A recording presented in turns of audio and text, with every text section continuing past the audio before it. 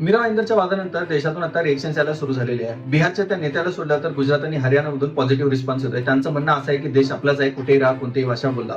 त्यांचं मी स्वागतच करतो, पण त्याच्यासोबत मला फक्त एक गोष्ट क्लिअर करायची आहे की हरियाणाच्या 3 कोटीच्या लोकसंख्येमध्ये फक्त 12,000 बाहेरचे लोक राहतात. गुजरातच्या 7 कोटीच्या लोकसंख्येमध्ये फक्त 9 लाख बाहेरचे लोक राहतात. त्याच्यामुळे तुमच्या संस्कृतीला कोणताही धोका नाही, कारण त्यांची संस्कृती ते तुमच्यावर झोपू शकत नाही.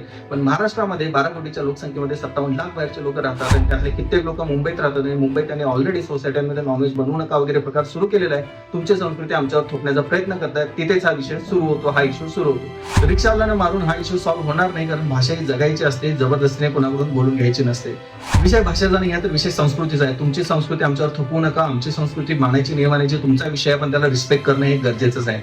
रिक्षावाल्यांना मारून हा इश्यू सॉल्व्ह होणार नाही. तर स्वतःच्या भाषेचा अभिमान बाळगून दुसऱ्याच्या भाषेचा रिस्पेक्ट केल्याशिवाय हा इश्यू सॉल्व्ह होणार नाही. मुंबई इलेक्शन संपायच्या आधी तर नाहीच.